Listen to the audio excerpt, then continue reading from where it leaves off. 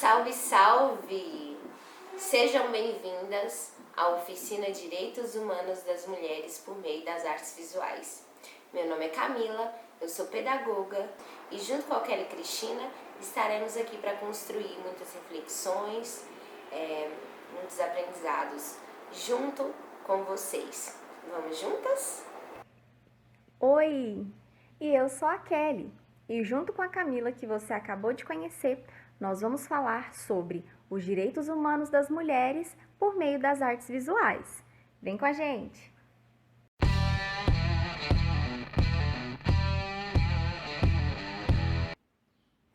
Então vamos contextualizar aqui o nosso tema.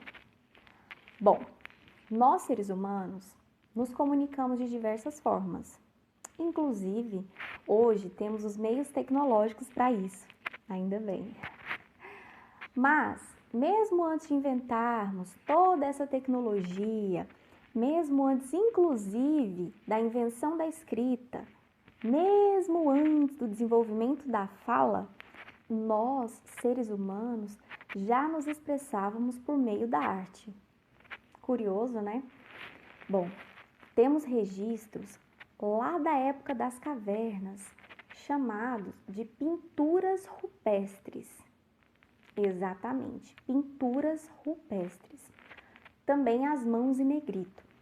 Bom, nessas pinturas rupestres, os nossos ancestrais colocavam todo o seu cotidiano em rochas, nas cavernas, desenhavam ali os animais, a caça, o fogo, as famílias, a forma de organização social. E foi exatamente dentro desse contexto de necessidade de comunicação e expressão humana, também não só necessidade, mas essa vontade de comunicação e expressão humana, é que foram surgindo diversos tipos de expressões artísticas, como a dança, cinema, literatura, teatro, dentre outros. Então, como vocês puderam observar, as artes, elas perpassam a história humana desde os primórdios. Até hoje, a gente recorre à arte como uma forma de expressão, como uma forma de retratação social, como uma forma de crítica, de transformação da sociedade. As artes visuais, mais especificamente, têm um leque de expressões artísticas, como por exemplo a fotografia, a pintura, o desenho, o cinema. E a partir disso, voltando para a nossa Oficina de Direitos Humanos das Mulheres, por meio das artes visuais, eu convido vocês a refletirem sobre como a mulher foi historicamente retratada ao longo do período histórico.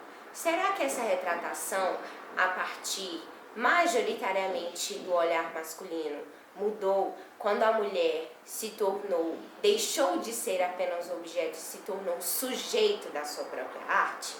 A partir disso, vamos refletir juntas. Eu trago como primeira forma de reflexão a Vênus de Willendorf.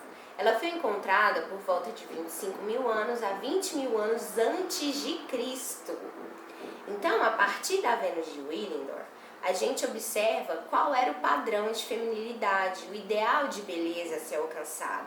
E estava muito relacionado à fertilidade, por isso os seios fartos, o ventre avantajado. A gente observa que o padrão de beleza é uma construção social. Observem as redes sociais hoje. Observem qual é o padrão de beleza vendido pela mídia, pelo comércio, pela indústria da beleza.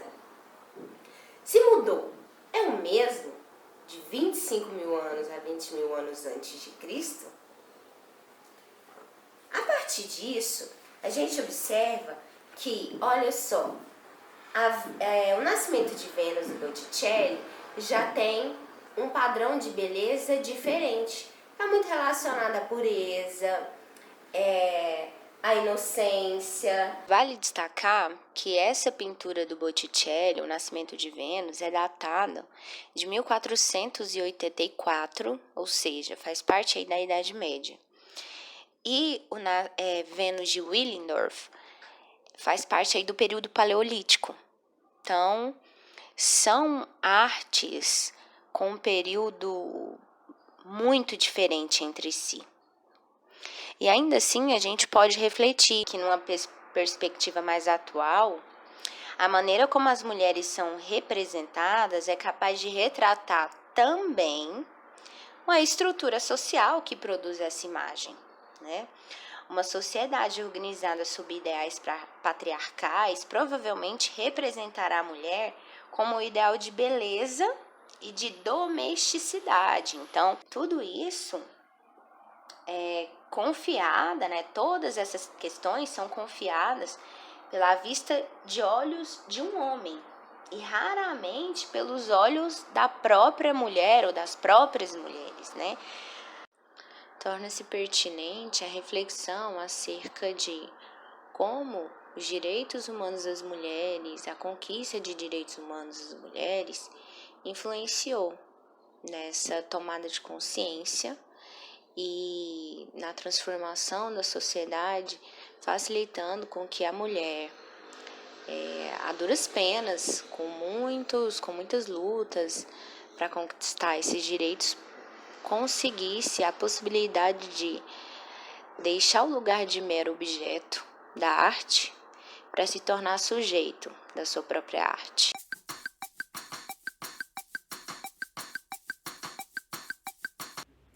Corri ali para colocar o meu óculos, porque agora a gente vai falar sobre uma coisa muito bacana, que é sobre o papel das mulheres na formação do conceito universal de direitos humanos.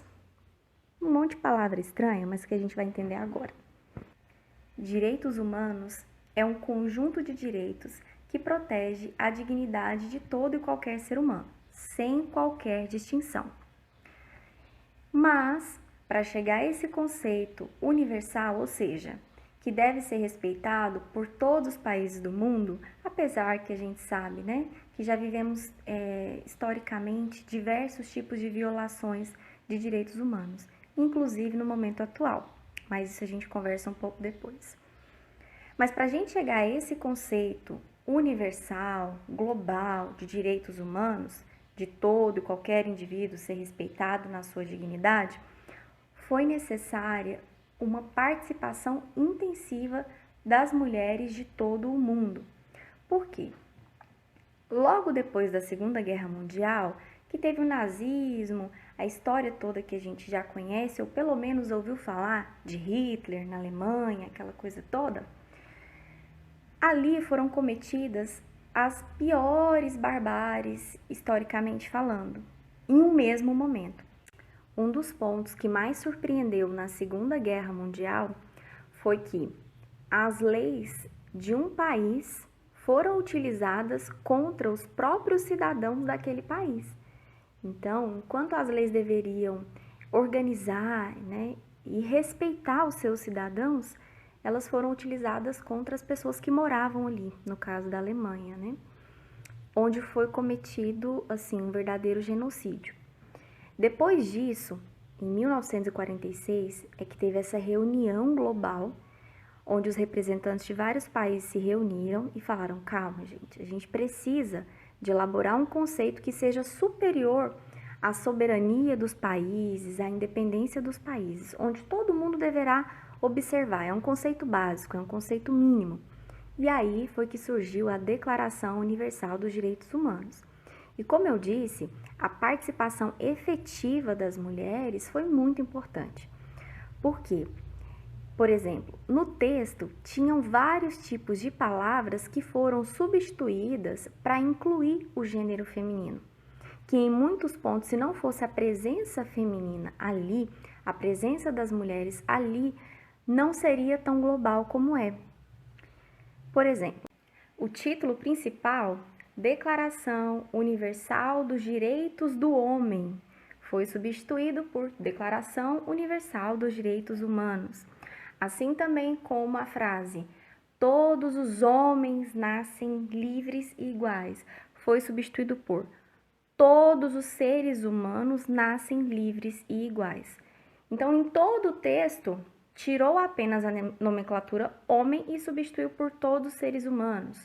ou em alguns pontos deixou explicitamente que homens e mulheres são iguais, ou seja, a igualdade, né, de gênero, buscando essa igualdade de gênero entre homens e mulheres.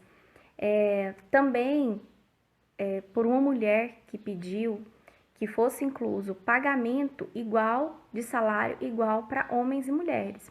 Hoje, ainda, né, em 2021 a gente sabe que ainda não é uma realidade, mas lá atrás já existia essa luta, pelo menos para que fosse reconhecido como um direito humano, como uma dignidade humana. Se a mulher exerce um cargo igual, logo ela deveria sim receber um salário igual ao homem recebe, né? Para não haver discriminação de gênero. Então, as mulheres exerceram um papel muito importante nessa declaração. E por que é tão fundamental nós sabermos disso? Porque a partir dessa declaração, que é universal, é que os países começaram, então, a fazerem leis específicas dentro de cada estado, dentro de cada região. Nós vamos falar também aqui, especialmente do Brasil, depois dessa declaração, o que mudou para as mulheres, e não foi assim, mudou do nada, né? Nós ainda permanecemos em luta, mas nesse período, o que nós, mulheres, já conquistamos? Bom, falando especialmente aqui do Brasil, você vai receber aí uma linha do tempo com as datas e algumas conquistas das mulheres brasileiras nos últimos anos. Mas só para ilustrar alguns absurdos que nós tivemos que superar, é que a mulher, até 2002, ela era considerada relativamente incapaz. Como assim? Por exemplo, uma pessoa que tem entre 16 e 18 anos, ela é relativamente incapaz. Ou seja, para assinar algum contrato, até mesmo de emprego, como jovem aprendiz, o pai, a mãe, o responsável precisa assinar junto. Porque essa pessoa, ela é mais ou menos incapaz, digamos assim. Ela já entende, mas ela não tem uma capacidade plena. Assim, era considerada mulher. Precisava sempre da autorização do pai ou do marido para, inclusive, receber herança. A mulher já era casada e, sei lá, os pais faleciam e deixavam algum bem para ela, alguma coisa. Para ela aceitar essa herança, precisava da autorização do marido. Outra coisa, se por acaso uma mulher se casasse e o marido descobrisse que ela não se casou virgem, ou seja, que ela já tinha tido alguma relação sexual anterior, esse casamento poderia ser anulado a pedido do marido. Absurdo, né? Mas aí na linha do tempo vocês podem conferir outras coisas e também no material que a gente vai deixar aqui no grupo para que esse vídeo não fique tão extenso. E é aqui que entra o papel fundamental da arte, de questionar e denunciar as questões sociais e também violações de direitos. O próprio grupo chamado Guerrilla Girls, que é formado por artistas feministas anônimas, que o objetivo é combater o machismo e sexismo no mundo da arte, é um exemplo de como direitos humanos das mulheres podem influenciar numa mudança na questão da arte. E elas fizeram esse cartaz: as mulheres precisam estar nuas para entrar no Museu de Arte de São Paulo.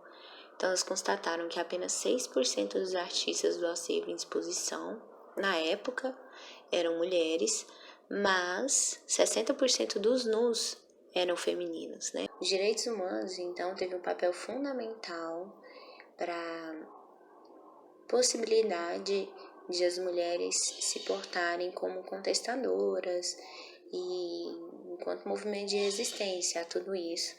E a partir disso evidenciarem a sua própria voz, evidenciarem as suas próprias histórias, as suas próprias reflexões, tornando-se assim um sujeitas à sua própria arte.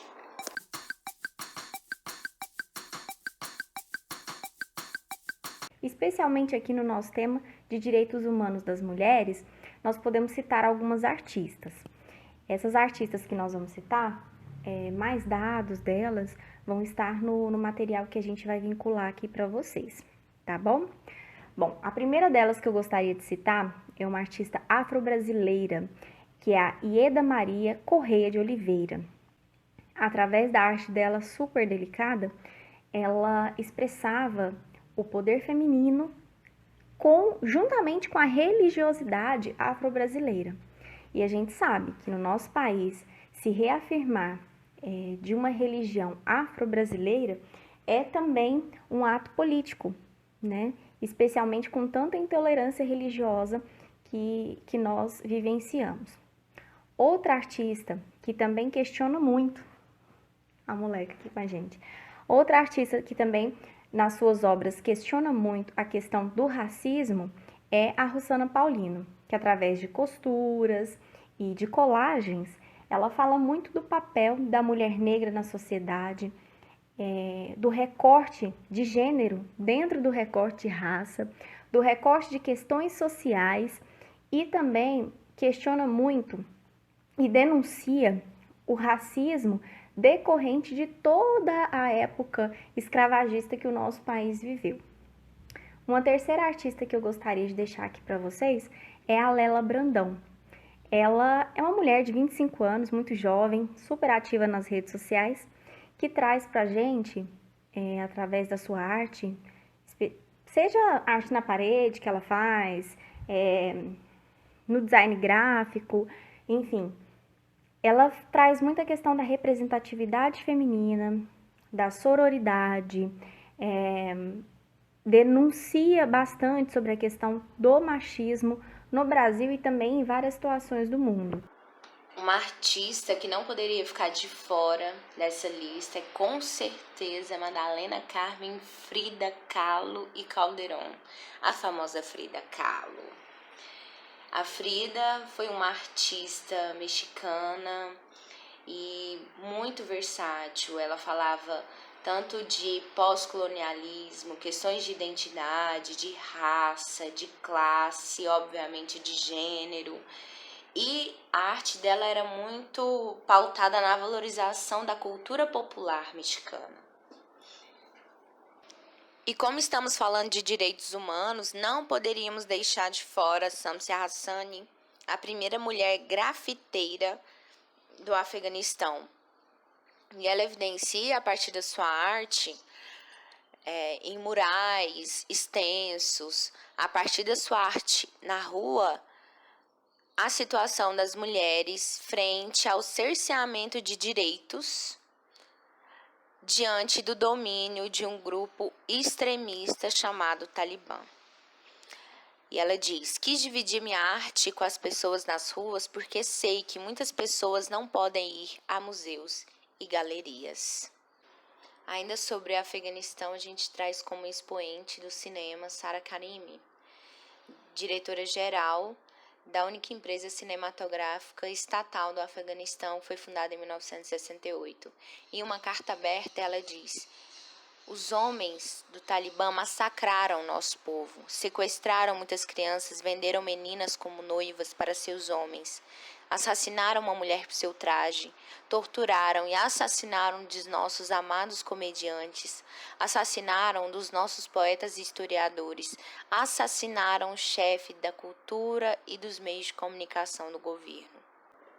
E por fim, mas não menos importante, finalizando aí com chave de ouro, trazemos Helena Almeida, uma artista portuguesa que mistura fotografia, vídeo, performance, escultura, desenho, pintura.